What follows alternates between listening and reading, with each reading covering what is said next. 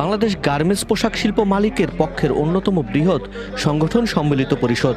এই পরিষদের সাধারণ সম্পাদক নির্বাচিত হয়েছেন চৈতি গ্রুপের চেয়ারম্যান মোহাম্মদ আবুল কালাম।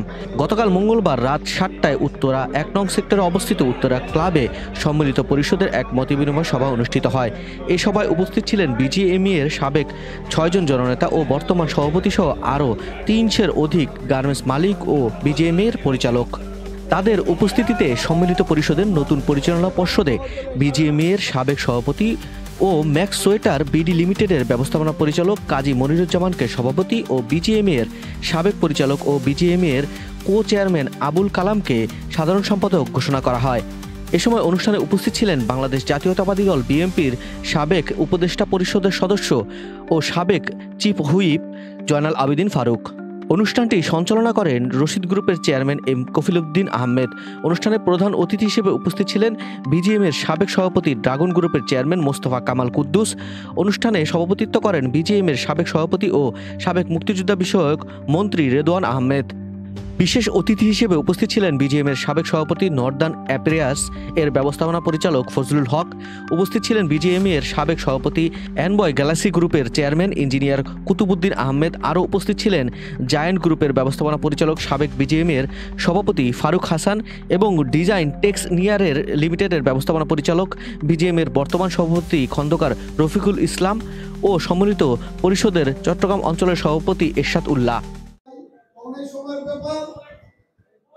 বর্তমান বিজিএমইএর সম্মানিত সভাপতি বিগত 5ই আগস্টের পরে আমাদের বিজিএমইএর সভাপতি জনাব রফিকুল ইসলাম আমাদের যে অক্লান্ত পরিশ্রম এবং উনি যেমনি ভাবে এই বিজিএমইকে ঠিকানের জন্য এটা আমার চোখের দেখা, আমি জীবনে ভাবতে পারি নাই রফিক ভাই এত পরিশ্রম করতে পারবে, এত পরিশ্রম করে যাচ্ছে। আমি রফিক ভাই সম্বন্ধে যদি বলতে চাই অনেক কথাই বলতে হবে, তাই আমি এই পর্যায়ে আমাদের বিজিএমইএর সংগ্রামী সভাপতি জনাব রফিক ভাইকে তার বক্তব্য রাখার জন্য আহ্বান জানাচ্ছি।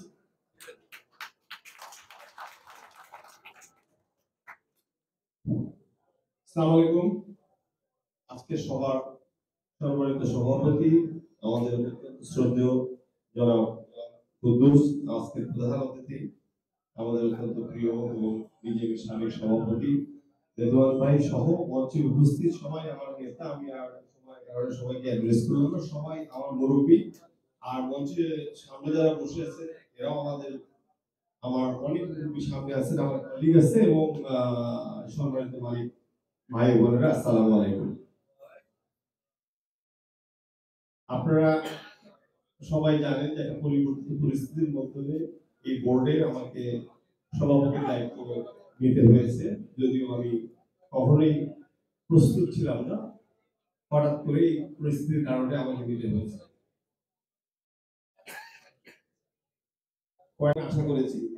আর এই সার্বিক পরিস্থিতিতে যেটা নাসির ভাই বলেছে, আমি মনে করি যে এখন সবাইকে আমি এখানে সম্মিলিত ফোরাম করবো না, বিজিএমই প্রেসিডেন্ট হিসেবে আমি আমার কাছে সব পক্ষই সমান। আমি ওই জন্য অলরেডি ওদেরকে ফোরামেরও যারা স্থানীয় আছে তাদের সঙ্গে যোগাযোগ করেছি, তাদের সাথে আমরা যৌথভাবে অনেকগুলি মিটিং এর মধ্যে করেছি।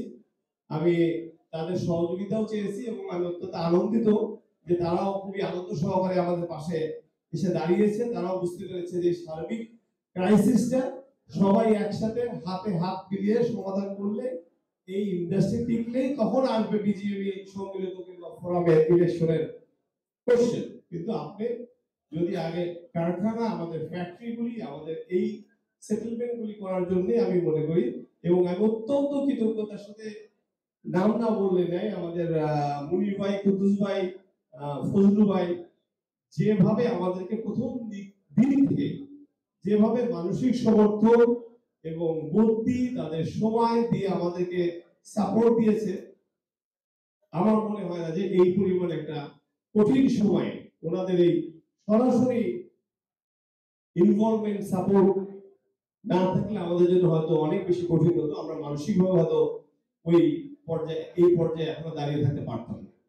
তারপরে আমি বলি সবাই একটু আশা রাখেন, ধৈর্য থাকেন। মানুষ মাত্রই আশাবাদী, আমরা আশা না থাকলে আমরা কেউ সামনের দিকে যেতে পারবো না। আমি বিশ্বাস করি এই ক্রাইসিসের পরেও সুদিন আসবে এবং আমরা সেই দিনের জন্যই দিক নির্দেশনার জন্য আমি আবারও বলছি যে আমরা খুবই সহসায় একটা টাস্ক ফোর্স পাবো। আমি আজকে আমাদের ইমিডিয়েট প্রেসিডেন্ট ফারুক ভাইকে